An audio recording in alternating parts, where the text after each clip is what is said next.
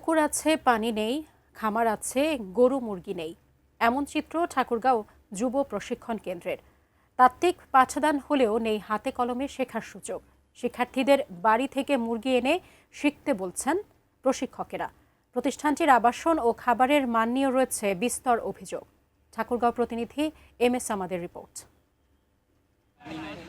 বেকার যুব সমাজকে দক্ষ মানব সম্পদে পরিণত করতে আবাসিক অনাবাসিক ভিত্তিতে প্রশিক্ষণ দেয় যুব প্রশিক্ষণ কেন্দ্র। 3 মাস 1 মাস মেয়াদী গবাদি পশু, হাঁস মুরগি পালন, মাছ চাষ ও কৃষি বিষয়ক প্রশিক্ষণ দেওয়া হয় বাংলাদেশের যুব উন্নয়ন অধিদপ্তরের এই প্রতিষ্ঠানটি থেকে।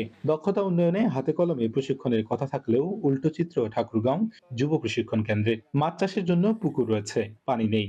গরুর খামারে শেড আছে, খড় মজুদ আছে, গরু নেই। একই চিত্র পোল্ট্রি ফার্মেও। প্রত্যেক শিক্ষার্থীর জন্য মাসিক ১,২০০ টাকা ভাতা ও আবাসিকের জন্য দৈনিক ১৫০ টাকা খাবারের বরাদ্দ রয়েছে। অথচ খাবারের মান ও পরিমাণ নিয়ে অভিযোগের শেষ নেই। আবাসিক হোস্টেলগুলোতে অপরিচ্ছন্ন ও অস্বাস্থ্যকর পরিবেশ, আবাসন শিক্ষার্থীদের এক মানবেতর জীবন। এখন পর্যন্ত আমরা ওই যে পোল্ট্রি সেক পাইলাম না। সেখানে আমাদের মুরগি রাখার কথা ছিল, এর আগের ব্যাচও নাকি শুনছিলাম ছিল নাকি, যে এই ব্যাচে আমাদের একটাও মানে মুরগি রাখা হয় নাকি পোল্ট্রি সেটে। সে পর্যন্ত আমরা প্রাথমিকভাবে কোনো কিছু শিখতে পারলাম না। ক্লাসে তোমাদেরকে হিসাব বুঝিয়ে দেওয়া হবে, কিন্তু কালকে 1 মাসের হিসাব বুঝিয়ে দেওয়ার ওখানে গরমিল ছিল।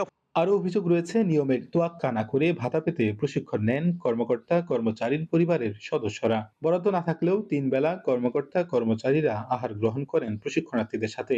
সদুত্তর নেই এসব অভিযোগের। খাওয়া নিয়ে কোনো জটিলতা নাই, কারণ আমাদের এগুলো এখানে মেস কমিটি আছে বা আমাদের যারা কর্মকর্তা আছে তাদেরকে এঙ্গেজ রাখা হয়।